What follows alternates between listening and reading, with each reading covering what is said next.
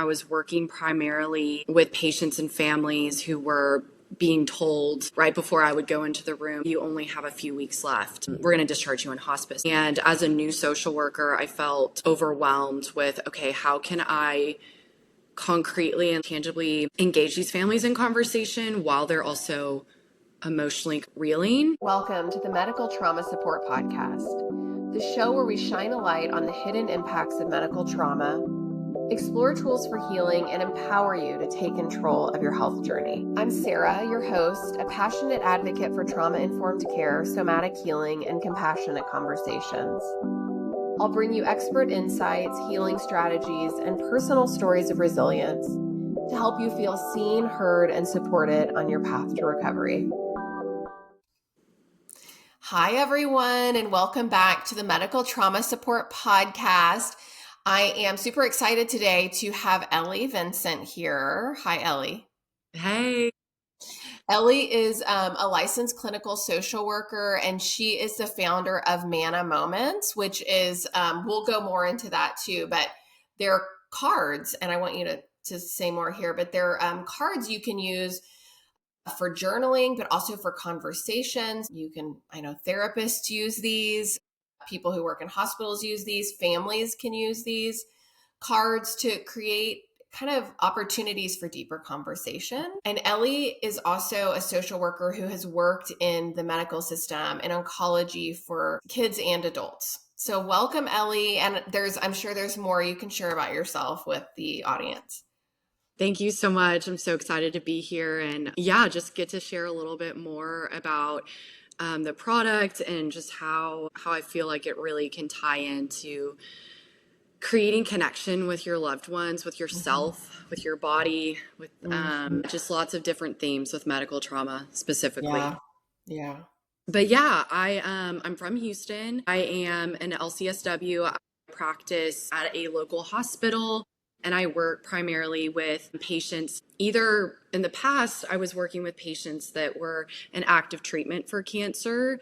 I also worked in pediatrics with kiddos and their families. And presently, I'm working with survivors of cancer. And so individuals coming back for yearly scans and imaging and things like that. But those experiences, especially like my first year working, it was hard because, I was working inpatient. I was working primarily with patients and families who were being told right before I would go into the room, hey, you only have a few weeks left. We're going to discharge you in hospice. And that was the first time that I would meet them. And as a new social worker, I felt overwhelmed with, okay, how can I concretely and like tangibly engage these families in conversation while they're also emotionally kind of reeling? Yeah. And that's kind of where this idea came to fruition. And so created different prompts that really get patients and families having those conversations that they oftentimes save for end of life and trying to promote having those in the here and now. Wow.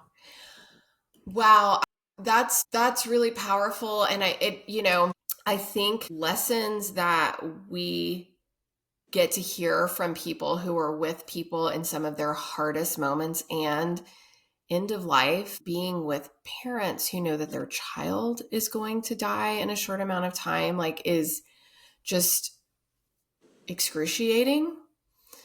And so to be able to hear what you're saying about these cards being an opportunity for people to have conversations before this point and like opportunities for connection, deeper connection. I think that's really beautiful. And I'm also just thinking about you as a human, Ellie, and like how challenging that work would be.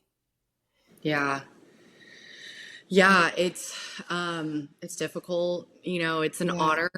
It's a privilege, and it's also really difficult. And I definitely couldn't be doing this work without having, had therapeutic help myself with processing my medical trauma, with my own experiences. There's no way I could work in a hospital if I hadn't done that work. And then I think also just definitely like my spirituality and my belief in God definitely really helps me in the day to day. Yeah. Yeah. Having something bigger to lean on. Yeah. That was my question was like, I know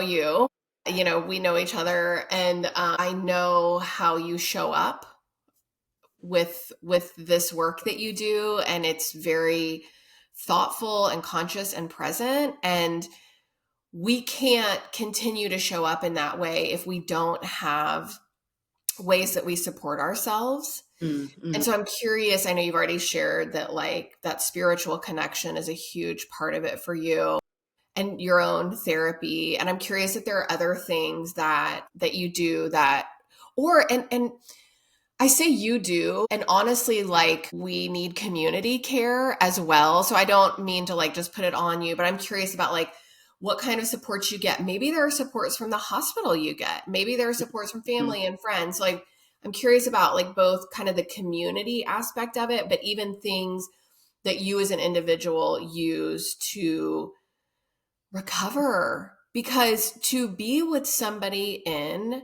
some of the hardest moments of their lives is intense. Mm-hmm. Yeah, I love that you brought community into this Mhm. because like as social workers, we know that like we don't just operate ourselves, like we operate in these Yeah. systems. And so like how is the hospital system taking care of their employees? Like how are we as clinicians like tapping into support in our families, our communities, our spiritual communities? But yeah, I would say like on a personal level, walking really helps. The hospital that I work at has a sky bridge, and so I have to get walks in, especially if I'm leaving like a heavier conversation Mhm. with a patient and their family. I like to pray just like as I'm going about my day, telling God Yeah. about my day. Um, and then I would say community wise, like my colleagues are just phenomenal, and I can text a colleague and say, hey, can we go for a walk? Or, hey, I just had a really tough encounter. And they oftentimes know that because they're in the same work, like we don't necessarily want to talk about it. We just want to be with someone and like Right. kind of sit there. Um, but yeah, I would say for anyone that's, going to work in the hospital system, like as a mental health personnel, or let's say you're already there, I think one of the most difficult parts is it really brings up a lot around our own mortality, like Mhm. processing our own mortality because we're seeing it each and every day. And, Yeah. um, you can't fully, you don't ever hit this point, right? Of like, oh my gosh, I've processed everything and I know exactly. But I think doing some of the work of like, what are my values? What are my goals? Like, what do I want my care to look like if I were to get really sick? I think doing some of that reflection ourselves really helps us. And it also makes us show up better for our patients. Yeah. Yeah. And I feel like that leads us back to your cards, right? Is Yeah. getting really clear on values. And that's part of the goal for these Yeah. cards, right? Is to get clear on values. And so I'm curious if you would be open to sharing some of the cards and like we could do them together. And what I would like to offer to the audience is that when Ellie shares the card and reads the question, that you pause. You pause this episode and you think about it, and you can maybe write it down, dictate it on your phone, or if you're with somebody else, like have a conversation with them about this card. And then when you're ready for the next one, hit play. Yeah. No, I love that. And I think, you hit on like, there's no right or wrong way to use these, right? Like, Mhm. each deck comes with 25 different prompts, and there's art, beautiful art on one side, which shout out to Valerie Flynn and Natalie Crutcher. They really helped with the design and the art. But yeah, you can like take a card, meditate on it for a day, do a journal prompt, maybe text it to a loved one. For clinicians, for therapists, I, also am a huge advocate of peer support too. So maybe there's a peer group at your work and you're a nurse and you're listening, and this is maybe a card that you could share in a meeting if y'all have, meetings to check in on each other. I feel like there are a lot of different ways to be able to Yeah. use these. Yeah. But yeah, I do have some cards selected for us. Which edition do you want to start from? Sarah, do you want to start grief, legacy, or gratitude? Well, I would love, I'm thinking kind of about how we want this process to go. And I'm thinking we start with grief, we go to legacy, and we end with gratitude. So maybe we can end in some ventral vagal Yeah. after tapping into some of the other, well, maybe less comfortable kind of emotions. So again, for the audience to understand that like Ellie's going to share a card and we're going to have a discussion based on the question. And again, feel free to pause it and think through these questions on your own and journal about them. All right, I'm ready. Okay. Will you Have you, show the picture first, oh yeah. Ellie? And then the back as well, because I think that's such a gorgeous picture. So, for people that are just listening to the audio, the on the back of the card is this just gorgeous drawing of a man sitting at what looks to be maybe like a bus stop under a light with the snow coming down and looks very contemplative. And then on the other side is a question. And so Ellie will read off the question and then we'll start the conversation about that one. Yeah. Have you ever experienced a loss that felt like it wasn't really recognized or validated by others? Yeah, I think that's really powerful for people, both in the medical system working in it and as patients in the medical system, right? Because I think about the loss that people in the medical community witness every day. And like you said, Ellie, that you, as a social worker in the hospital, experience. And I also think loss doesn't only mean loss of life, it can be loss of abilities, which is incredibly common, loss of control.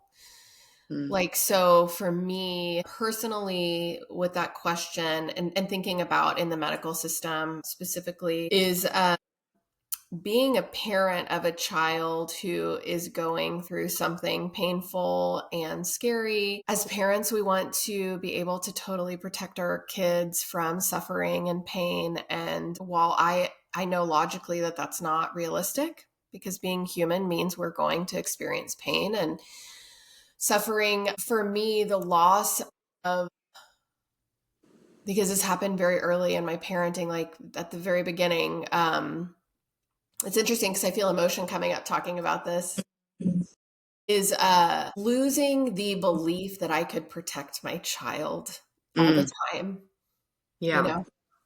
Yeah. Yeah. And I think that like the loss of innocence in a way, you Yeah. know, of like I I was supposed to be cared for and supported by this system and I wanted to do that for my kid, right? Yeah. Yeah. So that was a really significant loss for me. And I think for me, the thing that is really kind of surprising, I had no, intention of this emotion coming up. So, um, for me, I think this is a perfect example of when we've talked about something and we've worked through it in therapy, there are so many layers to experiences in the medical system.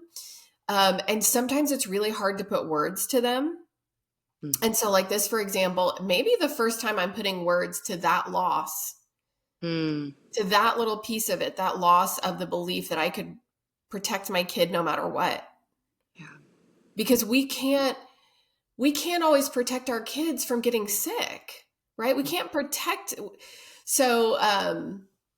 yeah. And I think that's a really important part to people who experience medical trauma or medical stress or medical challenges. It doesn't even necessarily have to be trauma. Mm. Thank you Yeah. for sharing that one. I don't know if Ellie, if you want to share your response to the question too. Yeah, when I wrote this question, I believe I had in mind, like that concept of disenfranchised loss and like the loss that maybe isn't publicly or like outwardly acknowledged as like worthy. Yeah.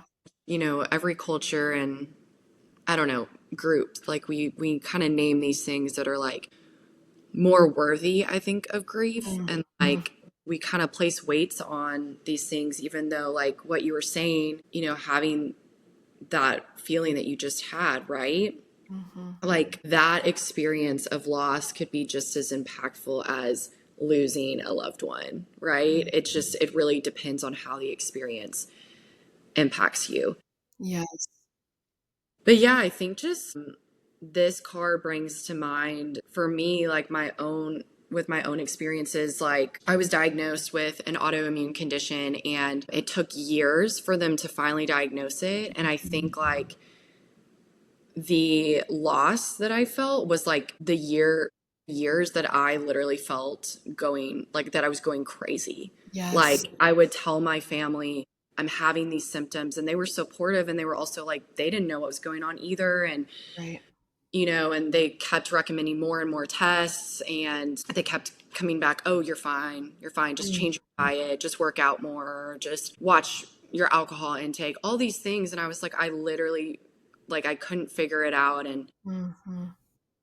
yeah, I think that was like a huge loss for me and it's taken Yeah. me like I feel like I'm finally in the last like year coming into my body more and I'm so grateful for that. Yeah.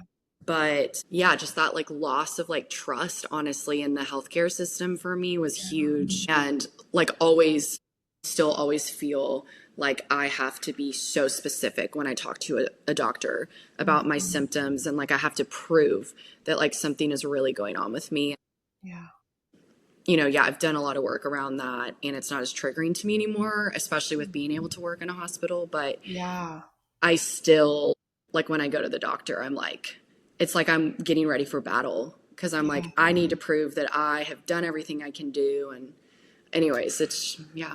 Yeah, I think there are two things that I really want to point out that I think are really important. And one is obviously your body feeling like it's going into battle. That's such a common experience. I probably, at least half of the people listening to this feel the same way. Like your body's like, oh, right, here it is. I've got to get ready. I've got to prepare. So I just want to kind of like normalize and validate that because it is a really common thing, especially after the experience that you had.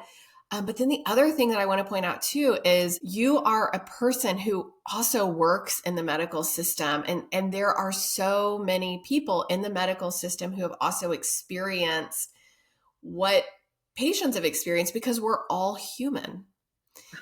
So I think that's like really important. I think sometimes there can be this tendency, especially when we've experienced trauma, to think of things as like very black and white. Like I got hurt in the medical system and this is going to happen again and everybody in there doesn't understand it, and that's not true. Even though our bodies can sometimes feel that way, like you said, your body automatically braces even though your mind is like, wait, no, we're okay. Mm-hmm. But I think it's a similar thing with your body responding to, oh, I was harmed in this system, and so that means that anybody else in this system is going to harm me. That's how the body feels. And so I just think that that's important to name. And it can change, right? We can shift it over time, but I thought that those two things were just really important to like spend a little bit more time on for the people listening. So, Yeah. thank you. That was such a beautiful card too. So, I'm ready. Let's go to legacy. Let's go to legacy. Okay, I'm between two, and I think I'm going to go with, okay, I'm going to go with this one. Okay, so here's the image. I love that one so much. So, for people that are just listening, this is a gorgeous image of a tree, and you can see the roots of the tree going deep into the earth. And then, when you come up the trunk of the tree and you look at the branches have a similar, it looks very similar to the roots that are under the ground. And I think that those are little white leaves, but they could be snow. So, I'm not sure those are on the branches. And then there are these circles. There's like a light orange and a deeper orange and a pink and a beautiful kind of bluish purple around it. So it's a gorgeous card. So, Yes. and then on the other side, there's a question that Ellie will read. So it says, and this is a fill in the blank one, living life aligned with my values means blank. Wow. This is very appropriate for me today. So, something that's been coming up a lot for me lately is understanding that I'm different than a lot of other people that I have engaged with, in that when I'm living my life true to my values, it means that I am somebody who says out loud the problem. Mhm. I didn't grow up that way. I grew up in a way where you kind of dance around it and you don't address it. And if you address it, it's almost like you're dangerous. And as I've done my own work, and I'm, in my 40s now, like I have turned this corner where I'm going to address it. I refuse to continue to dance around it, because I think to me, at least at this point in my life, it feels dangerous not to address a problem when it's there. So that's my answer. What about you? That's huge work. I think Thank getting you. getting there. That's Yeah. awesome. It's not been easy, I'll tell you that much. Yeah. This is it's a hard one. Life aligned with my values. Yeah, to me as a Christian, I think there's part of me would say, or like my answer would be like follow Jesus, but I think like to put that concretely, and like I would just say like I would use the word abiding, and what that means to me is like every day like turning to my faith for nourishment and Mhm. sustenance and trying to take things as they come. That is like the most joyful way for me to live, is what I found. And yeah, and not shying away from like being myself. So I related a lot to what you said. I think like um sharing what's on my mind, sharing my feelings, and yeah. Yeah, that's huge. That authenticity. And for me, being with people who are authentic feels so much safer. That's Mhm. probably why I think you're so wonderful, is because you show up as yourself, and like as a true, a real person who is showing up truly. Thank you. For Yeah. the listeners, Sarah and I met through our supervision group, and we've actually never met in person, but I seriously feel like we That's know each right. other so deeply. Like we know Yes. each other so deeply. It's so fun. Ellie, it's funny that you say that, because I didn't realize that is so true that we've never met in person. It feels like I know you like we've hung out in Yeah. person. Well, do you want to let's finish on the gratitude card, because I feel like, I talk a lot about the nervous system here, and leaning into gratitude is a way that we can shift our nervous system into more of a feeling of safety and connection. Hopefully, the listeners can kind of end this session bathing themselves and bathing their nervous system in that like really good feeling of safety and connection. Yeah. Yeah.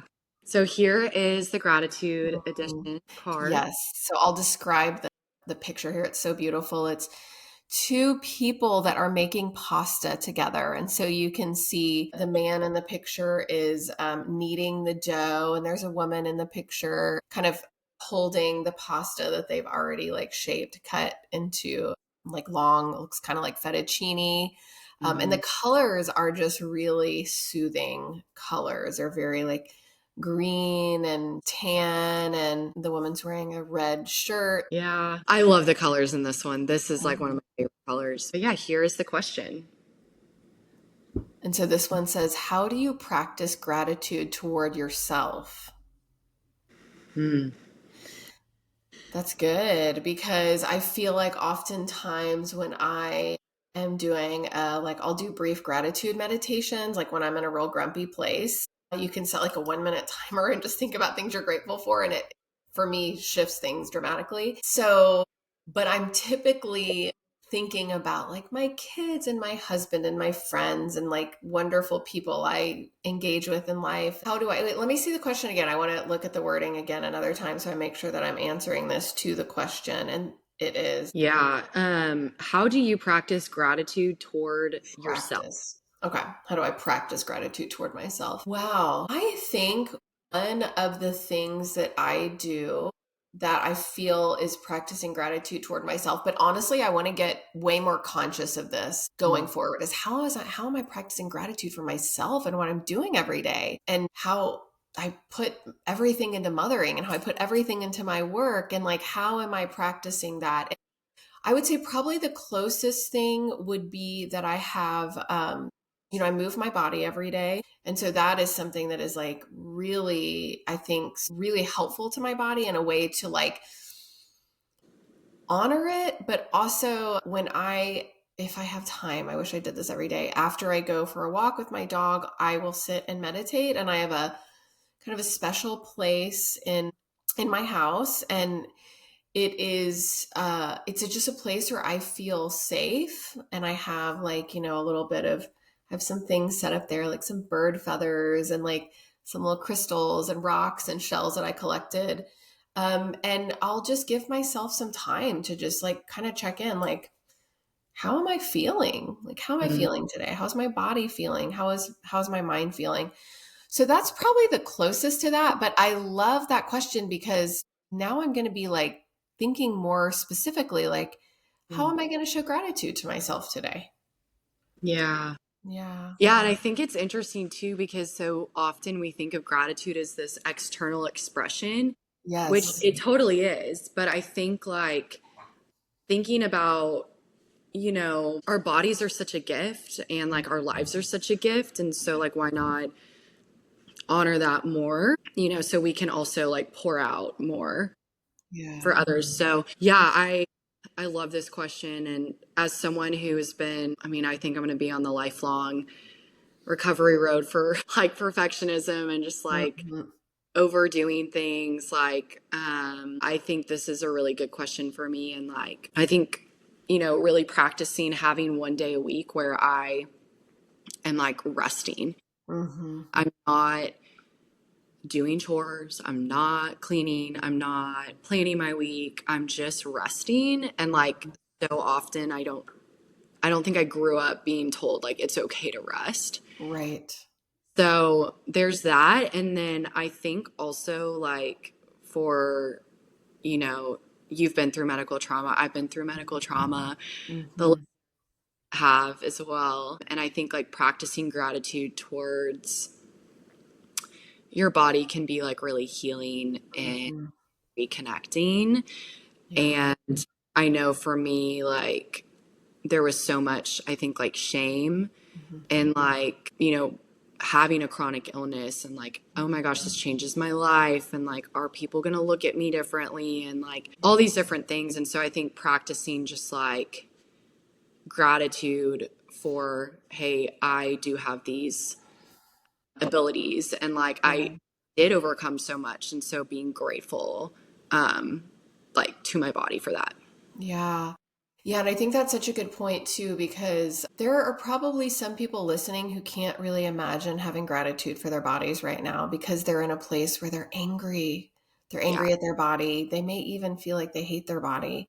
Mm, And so I know that can feel like, wow, how can I possibly get to the point where I feel gratitude? And I just want to like validate that that's not an uncommon place to be. And honestly, it's like, my community is called Befriend Your Body because a big part of my healing journey was to be able to turn back toward my body because I was like, see ya, I'm out, yeah. I'm ahead hanging out. I'm living in just here. And so I think I know it's possible to get to the place where you feel like gratitude and you feel like you can befriend your body, but it's not necessarily easy and it takes time. And so I think Yeah. like acknowledging that is really important. But Ellie, this was so wonderful. I thank you for sharing those three cards. So there are usually two questions I like to ask at the end. And the first one is, uh, if there is anything that you really want the listeners to, and the audience to leave with from this episode. Yeah. I would just say like the big intention behind these cards was to, you don't need, I would love for you to buy my cards. You do not need to buy my cards, but the big intention behind them, and you can do this without the product, is have those intentional conversations with the people that Mhm. you love, especially, going into the holidays. I think, all of us, we might be remembering and someone who's not going to be at our table this year, looking at an empty seat. And yeah, I think just like really those intentional conversations with people about what really makes you happy, what really makes you joyful, what makes you tick, because it really matters. It really does. Yeah. And then finally, how can people get your cards? How can people get in contact with you?